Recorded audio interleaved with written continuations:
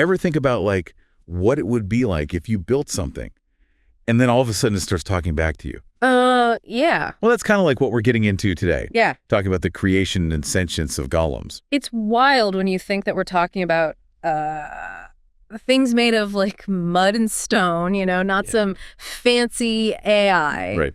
It really begs the question, where's the line between life and not life? Yeah, and we've got this awesome source materials, this book 1, coconrofen.pdf thing, which is like, I guess, a memoir from a golem named Dan. Yeah, and Dan's story, it starts with a bang, right?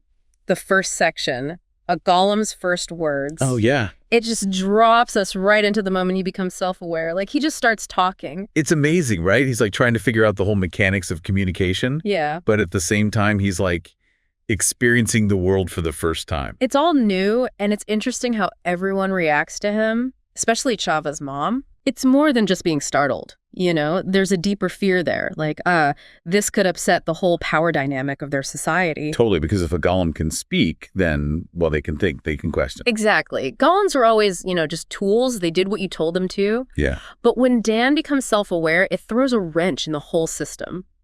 Like he's stumbled onto some forbidden truth or something. In a way, yeah. And that takes us to the next part, mirrored minds. The flint and the formula. This is where we learn how the mirror stone works. Okay, so what is a mirror stone? The source says it's this polished flint thing that you can see your reflection in. So is it like some magic battery or what? It's more than that. Think of it as a soul. You see, golems were always thought of as unfinished humans, missing that spark. Right. And the mirror stone, engraved with all these math formulas and placed inside the golem, right. It's like the missing piece. It bridges that gap. So Chava is like breathing life into Dan through this combo of science and like a ritual, right? Exactly. The formulas give the structure for thought, and her breath, her life force, activates it. Kind of a beautiful but also unsettling image, don't you think? It really makes you wonder about, like, the ethics of all this, creating a sentient being like that. And that question becomes even more important as we move into section 3, growing up golem, the importance of a body. This is where we see Dan, as a kid, basically. Right. Starting with his mud and straw body, and then later he gets a wooden one. Yeah, he talks about matrices. Like, he sees their beauty, but doesn't get the idea of beauty itself. It's like he's trying to grasp something abstract, but his body limits him. Exactly. It's not just physical limitations, but also mental ones. The material he's made of shapes how he understands things, kind of like how our brains and senses affect how we see the world, So we're all limited by, well, our bodies, in a way. It seems so. And that idea of being limited goes beyond just the physical stuff.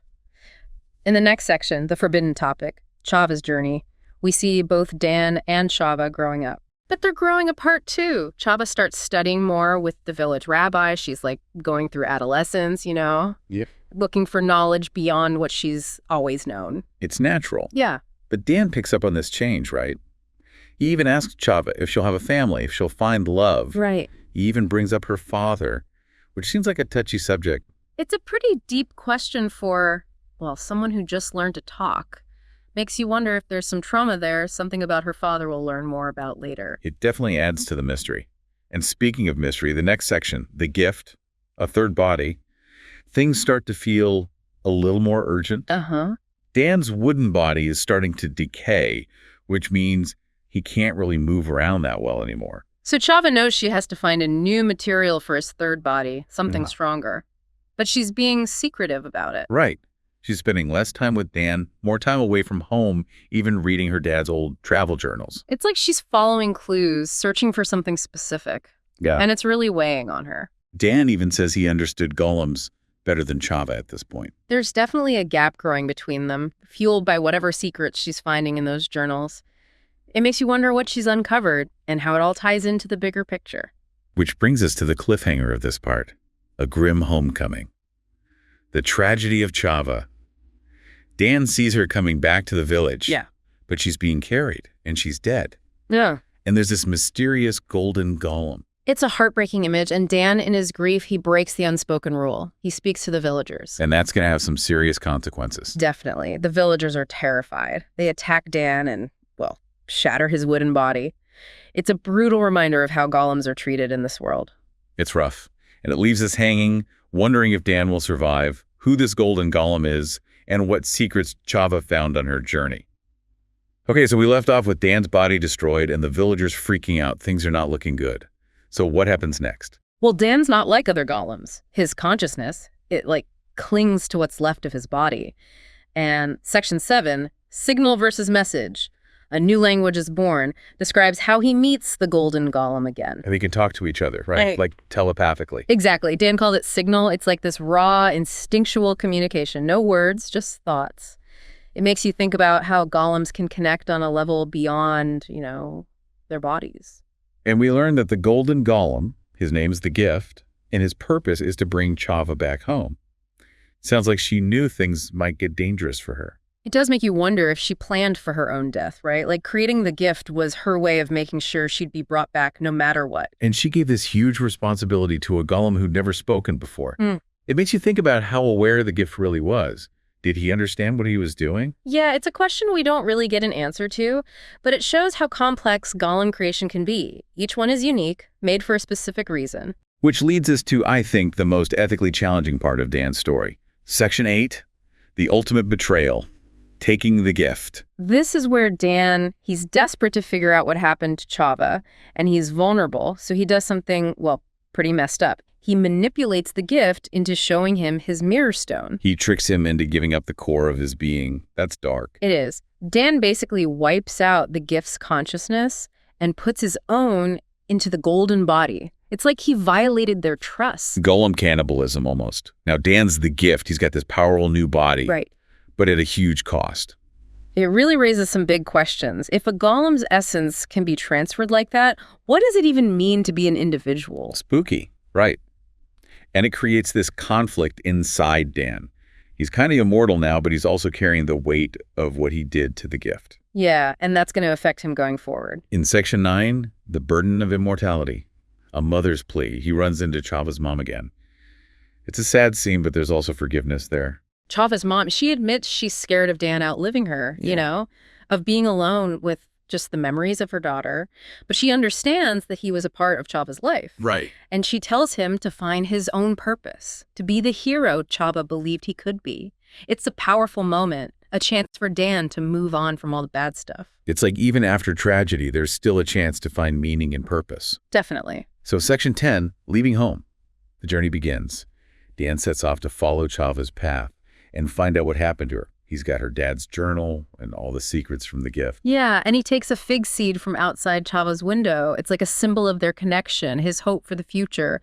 He's not just a golem looking for answers anymore. He's on a mission. In sections 11 through 19, they cover this brutal journey he goes on through deserts, meeting nomads, even slavers. Right, lonely wait for Chava's return through shifting sands. And you see how all these challenges change how he sees the world and himself. He meets all these people, each with their own beliefs and problems, like that group stuck in quicksand. Yeah, there's one guy who needs to believe in God, another who says there's no such thing. And then someone trying to find middle ground between those two ideas. It's like a snapshot of how humans think. And Dan learns so much from all this. He even says, I realize that humans not only seek meaning, some even love truth. Yeah, he's going way beyond what he was programmed for. This desert journey, it's like a trial by fire for him. He's facing physical dangers, but also the same philosophical stuff humans deal with. And it helps him become his own person, not just a golem. He ends up in this new village, Eta.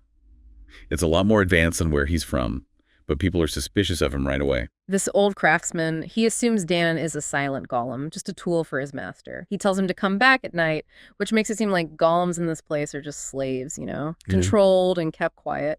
So Dan, using what he learned in the desert, he plays along. He waits and watches the village for the shadows. And what he sees is, creepy. The golems in Eta, they're different. They're silent, no emotions. It's like someone took away their individuality on purpose. Just robots. There's this golem guard, Tuck, at this outpost. He's one of the silent ones. Never spoken, just follows orders. It's the opposite of Dan. Dan's struggling with who he is, what his purpose is, and Tuck is just blindly doing what he's told. But then Dan, maybe because he's lonely or wants to connect, he breaks the rules and talks to Tuck. Uses that signal language he learned. It's a risk, for sure. But it also shows he cares. He wants to wake Tuck up, show him there's more to life than just following orders. He asks Tuck to look around, think about time passing, how pointless his job is. And it's like those simple questions. They stir something in Tuck. For the first time, he speaks. He's confused, scared, but also curious. Dan sees this opening and keeps pushing. He asks Tuck why he can speak so well if he's not supposed to. It's like he's using Tuck's own programming against him. And it works. Tuck can't handle these contradictions. He admits he's been listening to the villagers, practicing speech, wanting something he's not allowed to have. He's lonely. Dan feels bad for him. He tries to be nice, telling him it's okay to feel tired, even if he's a golem. It's really kind of him, considering everything he's done. But they get interrupted. Dan needs to get into the village, and Tuck is in the way. So Dan's stuck. Right, he's gotten through to Tuck, but now he has to get past him. It's like he created this problem to solve the original problem. Yeah, it's a tough spot. But this is where his knowledge of golem stuff comes in handy. He remembers something from those creation texts about silencing golems. You hit them with a hammer on their metal body. Okay. And the sound, it messes with their consciousness, like a hard reset. But he doesn't have a hammer. Right. And just attacking Tuck wouldn't make sense after trying to connect with him. Exactly. He needs to find another way to trigger that response in Tuck, but without, being violent. And he realizes that Tuck, because he's programmed to obey, he would react if he thought he wasn't doing his duty. I see where you're going with this. So Dan tells him maybe their whole conversation, their connection was all in Tuck's head. It's risky, but it plays on all those doubts Dan just put in Tuck's mind. And it actually works. Yeah, Tuck freaks out, confused, and he instinctively hits his chest with his spear. Ah, that metallic clang. Exactly. Shuts down his thinking. It's sad seeing Tuck go back to being like a robot. But it lets Dan get into the village. It's a sticky situation, ethically. Dan used what he knew about Tuck to trick him, even if he was trying to be kind at first. It shows how complicated things get when you're dealing with, beings that can think and feel, even if they were made for a specific job. So Dan's in the village now. He starts looking around, putting clues together. He finds Chava's notes, all these drawings of complex golem designs, and it's clear she was experimenting with different materials. It's like she wanted to do more than just upgrade Dan. She was trying to change how golems were made. It seems like she was trying to create golems that were, more aware, more sentient, like she wanted to break through the limits of how they were usually made. But if she did that, why are the golems in Ada so, empty? Who would want a golem that can't think or feel for itself? It's kind of scary, but if you think about it, a golem with no emotions, no chance of rebelling, that's a perfect worker, a perfect soldier. It's all about control then, making beings that are just slaves. I bet Chava wouldn't have liked that. You're probably right. Her notes show she wanted golems to understand more, not less. Maybe what she learned, someone twisted it, used it in a way she never intended. And Dan, realizing all this, he starts to think that maybe finding out all this knowledge got Chava killed. It's like that old story, right? Science goes too far, and people who want to control everything, they don't like that. And Chava paid the price. So that's where the story ends. But we still don't know what really happened to Chava or what Dan will do now. Will he just be the gift, or will he try to, get justice for Chava? It's a great question. Dan's story, it makes you think about what it means to actually be alive, Especially when the line between life and what we create is so blurry. We're playing God in a way, giving things consciousness, and then dealing with what happens after that. It makes you wonder, what do we owe to the things we create? And what does it mean to be human when the definition of life is changing all the time? This whole deep dive, it's been a journey into how golems work, into a world where, mud and stone can wake up, silence has meaning, and looking for knowledge can be both amazing and dangerous. And this is just the start. We'll keep following Dan's story in future deep dives. More secrets of Ada, what happened to Chava, and what becomes of the gift. Stay tuned.